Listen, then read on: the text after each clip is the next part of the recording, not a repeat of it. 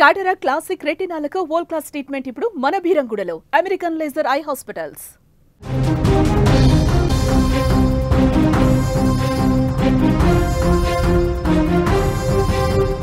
Pakistan cricket జట్టును భారత cricket జట్టు చిత్తు చేసింది.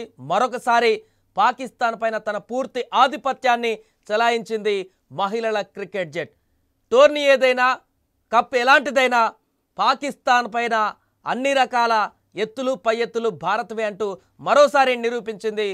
ఇక్కడ తాజాగా మహిళల క్రికెట్ జట్టు, అది పురుషుల క్రికెట్ అయినా మహిళల క్రికెట్ అయినా వరల్డ్ కప్ చరిత్రలో పాకిస్తాన్ చేతిలో ఇప్పటి వరకు భారత్ ఓడింది లేదు.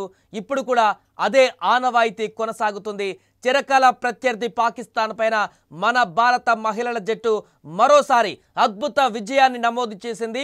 ఐసీసీ మహిళల ప్రపంచ కప్ 2025లో భాగంగా చిరకాల ప్రత్యర్థి పాకిస్తాన్తో జరిగిన పోరులో భారత మహిళల జట్టు తిరుగులేని ఆధిపత్యాన్ని చెలాయించి విజయాన్ని నమోదు చేసింది. కొలంబోలోని ఆర్ ప్రేమదాస్ స్టేడియం వేదికగా ఈ మహాసంగ్రామం జరిగింది. ఈ మ్యాచ్లో టీమిండియా 88 పరుగుల భారీ తేడాతో పాక్ను చిత్తు చేసింది. బ్యాటింగ్, బౌలింగ్ అన్ని విభాగాలలో సమిష్టిగా రాణించి ఆల్రౌండ్ ప్రదర్శనతో అదరగొట్టింది భారత మహిళల టీం. ఇక 248 పరుగుల భారీ టార్గెట్ ఛేదనలో పాకిస్తాన్ చేతులెత్తేసింది. మొదటగా ఈ మ్యాచ్లో టాస్ గెలిచినటువంటి పాకిస్తాన్ కెప్టెన్ ఫాతిమా సనా బౌలింగ్ ఎంచుకున్నారు. దీంతో బ్యాటింగ్కు దిగినటువంటి టీమిండియాకు ఓపెనర్లు స్మృతి మందాన, అదేవిధంగా ప్రతికా రావల్ మంచి పరుగులతో శుభారంభాన్ని అందించారు. ఆ తర్వాత యువ ప్లేయర్ హెర్లిన్ డియోల్ 46 పరుగులతో అద్భుతమైనటువంటి బ్యాటింగ్ విభాగాన్ని కనబరిచారు. ఇన్నింగ్స్తో ఆకట్టుకున్నారు. అలాగే జెమిమా రోడ్రిగస్ కూడా 32 పరుగులతో రాణించింది.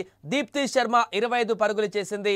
అలాగే ఇక ముఖ్యంగా చివర్లో వికెట్ కీపర్ రీచా ఘోష్ కూడా మెరుపు ఇన్నింగ్స్ ఆడింది. రీచా కేవలం 20 బంతుల్లోనే 3 ఫోర్లు 2 సిక్సర్లతో 35 పరుగులు చేసి అజేయంగా నిలిచింది. దీంతో భారత స్కోర్ నిర్ణీత ఓవర్లలో 247 పరుగులకు చేరింది. ఇక పాక్ బౌలర్లలో డయానా బేగ్ 4 వికెట్లు పడగొట్టి తన సత్తా చాటుకుంది. అయితే అనంతరం 248 పరుగుల లక్ష్యంతో బరిలోకి దిగినటువంటి పాకిస్తాన్ను భారత బౌలర్లు కట్టుదిట్టంగా కట్టడి చేశారు. పాక్ బ్యాటర్లలో సిద్రా అమీన్ 81 పరుగులు ఒంటరి పోరాటం చేసిన ఆమెకు ఇతర బ్యాటర్ల నుంచి ఏమాత్రం కూడా సహకారం అందలేదు. నటాలియా పర్వైజ్ 33 పరుగులు మినహా మిగతా వారంతా కూడా పూర్తిగా విఫలమయ్యారు. భారత బౌలర్లలో యువ బౌలర్లు క్రాంతి గౌడ్ అద్భుత ప్రదర్శన కనబరిచింది. అలాగే అనుభవజ్ఞురాలైనటువంటి దీప్తి శర్మ ఈమె ఇద్దరు 3 వికెట్లు తీసి పాక్ పతనాన్ని శాసించారు. వీరి దాటికి పాక్ బ్యాటర్లు గ్రీజులో నిలదొక్కుకోలేకపోయారు. స్నేహ్ రానాకు కూడా 2 వికెట్లు దక్కాయి. దీంతో పాకిస్తాన్ జట్టు 43 ఓవర్లలో కేవలం 159 పరుగులకే ఆల్అౌట్ అయిపోయింది. దీంతో మరొక ఓటమి నమోదైపోయింది పాకిస్తాన్ టీంకి ఇండియా పైన. ఇలా వరుసగా ఇప్పటి వరకు పూర్తిగా వరల్డ్ కప్ లాంటి టోర్నమెంట్ బిగ్ ఈవెంట్లో పాకిస్తాన్ పైన కొనసాగుతున్నటువంటి భారత్ ఆధిపత్యాన్ని మరొకసారి కొనసాగించింది మహిళల జట్టు కూడా.